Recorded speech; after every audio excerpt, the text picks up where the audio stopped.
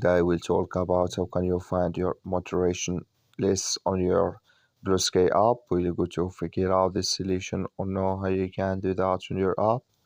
So you just follow this ways and it's going to work with you.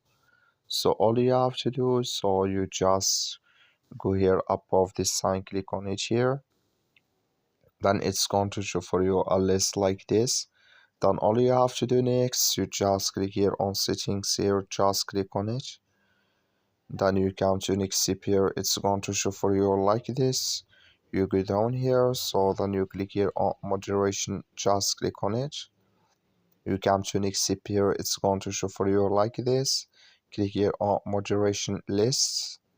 Then here you will find our moderation list you have. Like you see here, I have nothing, but if you have it, you will find it here in this list on your Bluesky app.